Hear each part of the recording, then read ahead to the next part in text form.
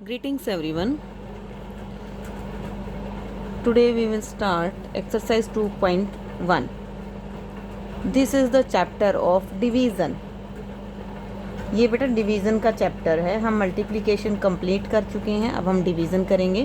हालांकि डिवीज़न हमने first semester में भी की थी, बट वो सिंपल डिवीज़न थी, उसी से रिलेटेड अभी हमारी सेकेंड सेमेस्टर में भी स्टार्ट हो गई है। ठीक है, बहुत इजी है ये, जो आपने पहले सीख रखा है वही चीज़ें हैं, सिर्फ तरीका अलग है। देखिए कैसे। फर्स्ट एक्सरसाइज में आपका divide using the repeated subtraction method.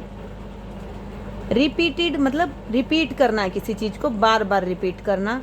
Subtraction मतलब माइनस, बार बार माइनस करना। अब आप लोग सोचोगे कि हमने करना तो डिवाइड है, अब बार बार माइनस कैसे करेंगे, या फिर बार बार माइनस करने से डिवाइड कैसे हो जाएगा।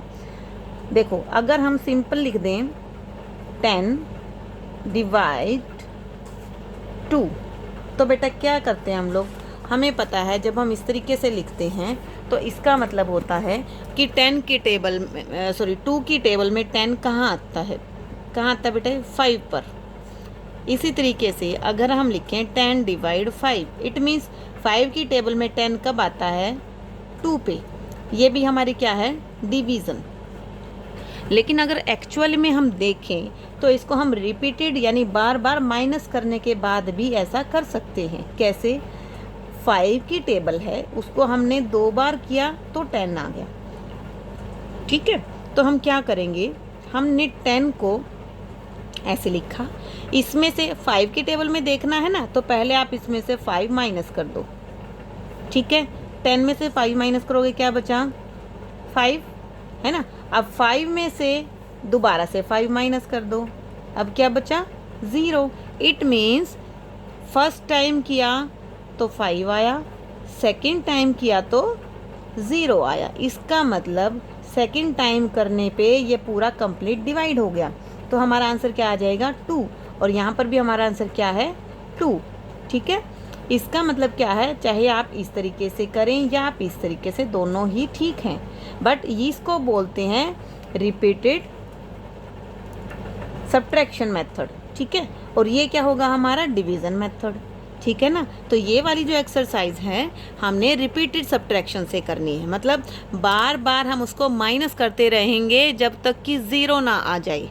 ठीक, अब हम फर्स्ट क्वेश्चन करके देखते हैं। देखिए 21 डिवाइड 7, आप कॉपी में करेंगे इस तरीके से। आप क्या करेंगे, सबसे पहले 21 लिखेंगे, जिसकी टेबल है यहाँ पर उसको माइनस कर देंगे।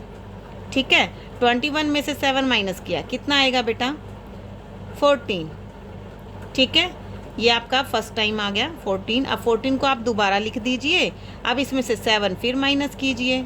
अब क्या आ गया, 14 में से 7 आ गया। अब फिर से जो बच गया, जो ये बचा हुआ है ना बेटा, इसको ऊपर लिखना है आपने, इसको जो लास्ट में बचा इसको आप ऊपर लिखेंगे।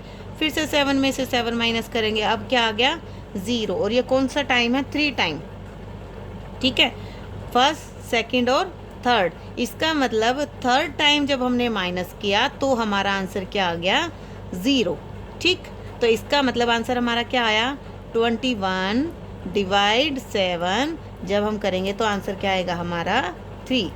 इस तरीके से आप करेंगे।